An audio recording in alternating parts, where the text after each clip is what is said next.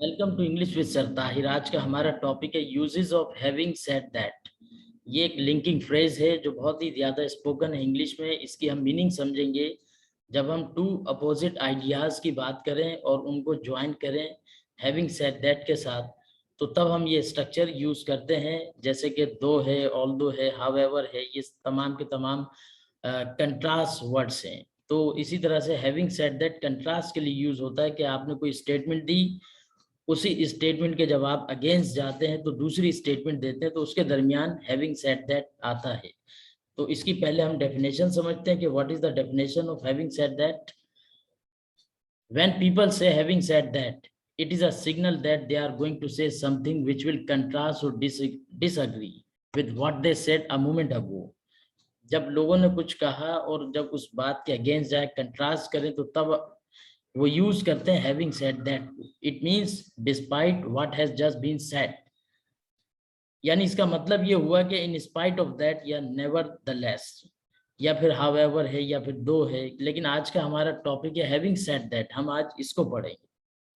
Dear work has been fairly good, having said that I still think there is a lot of room for improvement.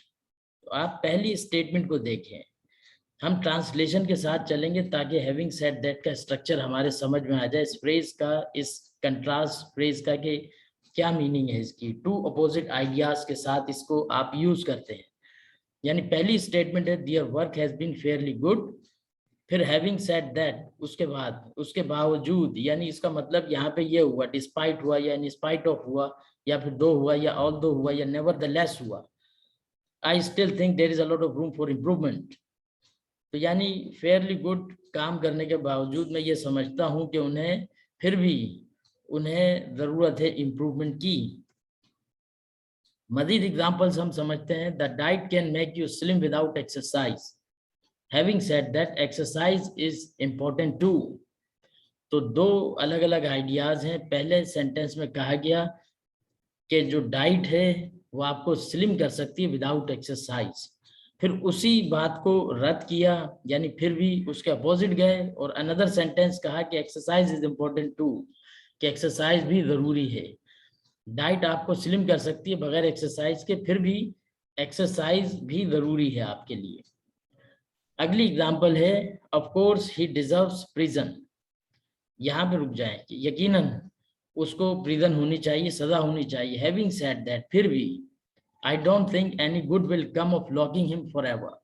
तो मैं नहीं समझता कि उसको lock करने का कोई फायदा होगा हमेशा के लिए। उससे अगली एग्जांपल है he forgets most things but having said that he always remembers my birthday. आप बट भी लगा सकते हैं यहाँ पे, क्योंकि बट भी कंट्रास्ट को शो करता है हैविंग सेड दैट के साथ।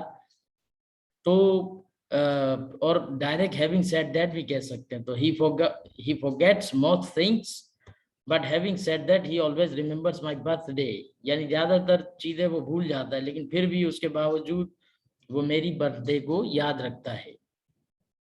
अगली एग्जांपल है much of the book was very dull, having said that I have to admit that the ending was extremely clever. तो ज्यादातर जो किताब थी वो वेरी डल थी, लेकिन फिर भी उसके बावजूद मुझे ये बात माननी पड़ेगी कि एंडिंग बहुत अच्छी, उसकी बहुत शानदार, एक्सट्रीमली क्लेवर थी। लास्ट एग्जांपल इसमें है कि he has done a great job, having said that still he needs to work hard. वो बहुत अच्छा काम किया उसने, फिर भी उसे मेहनत की जरूरत है। मजीद एग्जांपल समझते हैं। I work hard, having said that I am not successful. मैं मेहनत करता हूँ लेकिन उसके बावजूद मैं कामयाब नहीं हूँ, डिस्पाइट या इन स्पाइट ऑफ, या फिर आप ये कह लीजिए ऑल्दो है, या हाउएवर है, या फिर नेवर द लेस है। ये having said that contrast show कर रहा है दो सेंटेंसेस के दरमियान।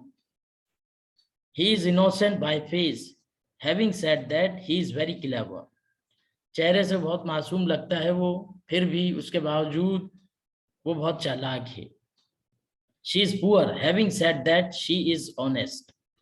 तो पहले सेंटेंस में कहा वो गरीब है, उसके बावजूद फिर भी वो बड़ी ईमानदार है।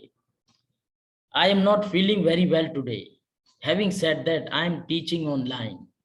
मैं बहुत अच्छा महसूस नहीं कर रहा, मेरी हेल्थ अच्छी नहीं, फिर भी मैं ऑनलाइन पढ़ा रहा हूँ। He is a good boy, Having said that, he has to learn ethics. वो एक अच्छा लड़का है, उसके बावजूद उसको एथिक्स सीखने की जरूरत है. I watch your lectures daily. Having said that, I am not able to speak in English.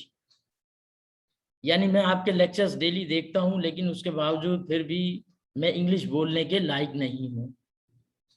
This book is expensive. Having said that, I want to buy it. ये किताब महंगी है, लेकिन उसके बावजूद फिर भी मैं इसको खरीदना चाहता हूं. तो ये था स्ट्रक्चर हैविंग सेड दैट का. आप इसको अपनी लैंग्वेज में यूज कीजिए और अपनी इंग्लिश इंप्रूव कीजिए. Thank you for watching.